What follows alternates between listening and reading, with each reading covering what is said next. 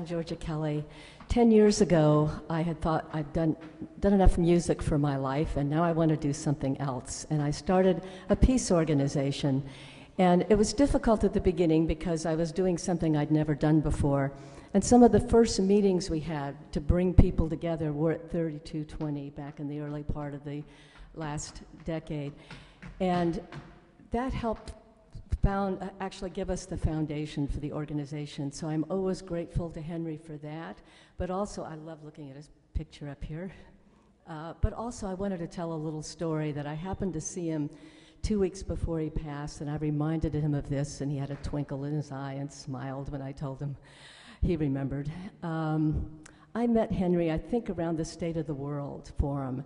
And one year, I think it was 1999, it was 11 years ago, I was playing the harp for the opening event and the opening night of the State of the World Forum at the banquet. And right after the banquet, there was a panel that was going to be speaking, and I thought, I want to see who's speaking that night, because I was only going to be there that day. And I looked at the roster, and I couldn't believe who I saw. The CEO of Monsanto was scheduled to speak. And I thought, oh, I can't believe this. Should I not play? What should I do about this? So the first thing I thought of doing was calling Henry. I said, Henry, did you realize who's speaking the opening night? And I told him, he said, oh, that can't be. And I said, oh, it is. And of course, he was on the web immediately and saw that it was. And he said, I've got some phone calls to make. I'll call you back.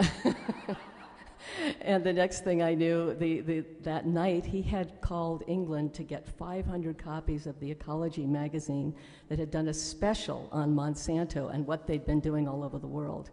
He had them flown to San Francisco, and he gave them out to everybody who was in the audience that night. So in case they didn't know what Monsanto did, he was there to help educate everybody, learn about Monsanto. So that's the kind of thing Henry did, and he did it all the time, and most of the time people didn't even know that it was Henry that was behind it. He was just really an angel of a man. Thank you. Good evening. I'm George Orbelian, and Henry was an instrumental part of my family's life. My dad, Harry, was huge in international trade, especially with Russia. And Henry was there behind the scenes with everything we did. And we wouldn't have accomplished anywhere near as much without Henry's help. He was a godsend. Henry is an angel. I think everybody here knows that. And when I was thinking about what I was going to say this evening, a song came on the radio, and I realized that Henry lived the life that John Lennon imagined. Thank you. Hi, my name is David Pilpel, and I just have a few things to add. I met Henry between 1982 and 85 when I was a student at University High School, and we decided to publish our student newspaper, The Metamorphosis, using Henry's typesetting equipment, which was before the Macintosh, when you had to actually output type and develop it, and he had all this stuff in the basement at 3101 Washington down the street, and it was just wonderful stuff. And so I ended up working for him for a while.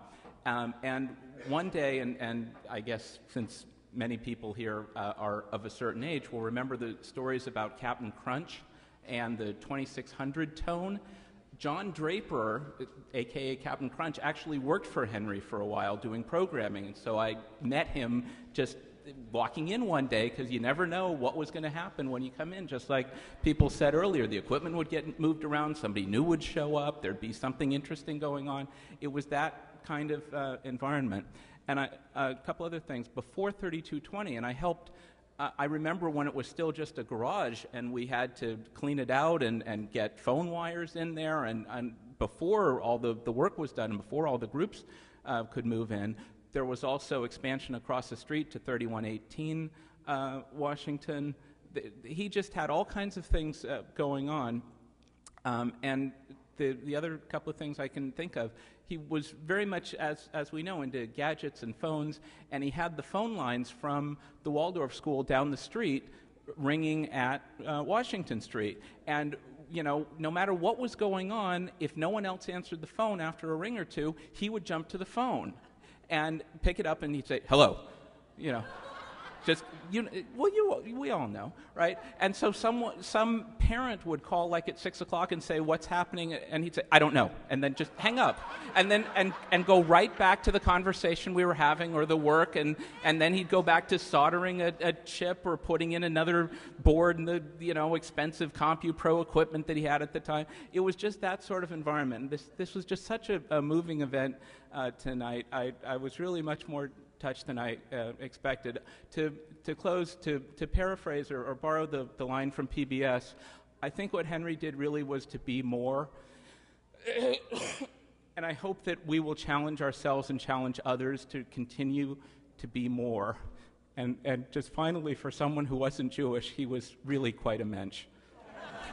Thank you all very much. Hi, I'm Franz Pascha, and I want to say something on behalf of all the nephews and nieces and cousins and relations that had the wonderful opportunity to spend time with Henry and Virgilia and their kids growing up. And I realized as I was coming here from New York that there are things I learned from Henry that have stuck with me from those early days till now, and they're all over the place, but they tie in well to all that's been said. First, he taught me that grammar and form in writing is essential. And he put me to work one summer editing some of the writings of Soviet dissidents, and I remember he edited me, and still to this day, when I close that perfect parenthetical with the comma, or when I remember that there are two spaces after the state and before the zip code on a business letter, I think of Henry every time I put the zip code in, and I remember the two spaces. And I learned a lot about fathering. I learned that babies grow quiet in a peaceful man's arms, and that if you keep walking, they'll fall asleep. I learned that parents actually can teach teenagers about technology and not the other way around, and that was big. He, at one point, gave me a watch that had a battery. I mean, it was amazing. It was an electric watch. I learned from Henry about the connectedness and freedom that matters to people around the world. I decided in 1987 I was going to go to Russia, to the Soviet Union. And it was just the beginning of Glasnost, and a lot of people were, what are you going to do, going to Russia at your age? And I called up Henry, and he said, do it. It's a good idea. And he said, where are you going to go? And I gave him a whole list of cities. And he said, all right.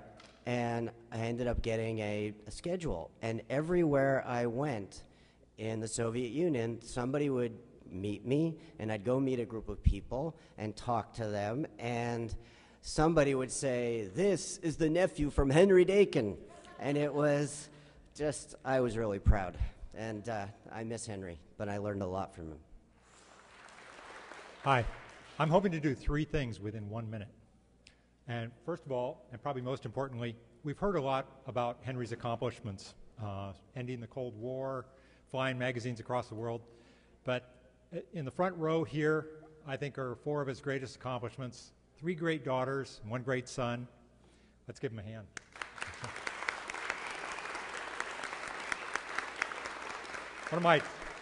Some people are into wildflowers, some people are into birds, some people are into politics, some people are into gadgets.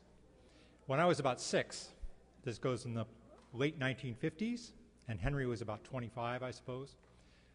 Henry was my hero because we were kindred spirits. We were both into gadgets. And I remember he would arrive at the lake, and I'd run up to his old Volvo, and he would have a new gadget. Sometimes it was a Geiger counter, big boxy Geiger counter. Once it was an alarm clock in a watch. Once it was a little a pen that had a Geiger counter in it. And I was just enthralled. And in fact, once it was a pair of walkie-talkies. And if time suffices later, I can tell you the story of Henry leading us on a snipe hunt using the walkie-talkies.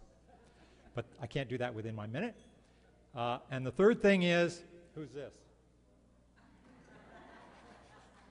Thank you. My name is George Gabori. I'm president of the San Francisco Tesla Society. For at least 7 years, Henry gave us free space to meet at 3220. And we had monthly lectures with scientists working on alternative energy, alternative medicine, often electronic approaches to that, progressive science. Some of those speakers are here in this room. He never charged us for the facility. He provided, AV and video projectors for PowerPoint and all this stuff. And, he used to, he was, you've all heard about his gadget crazy. He was into gadgets as much as we were. I remember him pulling me aside once and saying, you have to see this water machine. You turn the dial, it goes to, I can't really do him very well, but you get the idea. A pH of 10, you turn the dial and, so that was Henry. Always something new. The thing I'm going to remember about him most is this.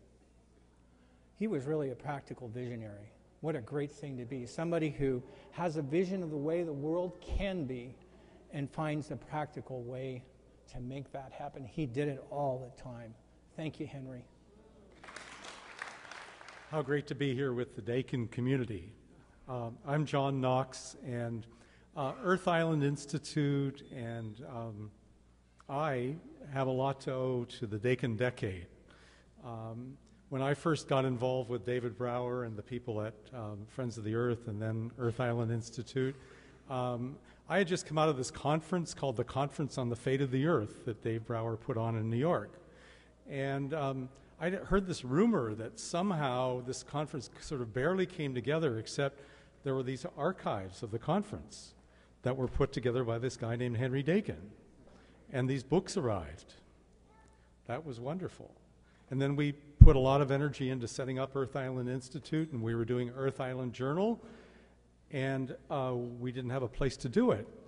And suddenly we were at 3220 Gallery, putting together Earth Island Journal, learning desktop publishing, and having just the right amount of Henry Dakin looking over our shoulder. And then there was a next stage in Henry helping us get launched as a young organization. I think Ed might have been in on that little caper. It might have been a Monday morning with Henry driving the Suburban to the offices at 300 Broadway, and a small group of guys, I think it was, showed up with electric drills, and they were running wires through our office, and suddenly we had a Macintosh network and a laser printer. It was one of those blessings. Thank you so much.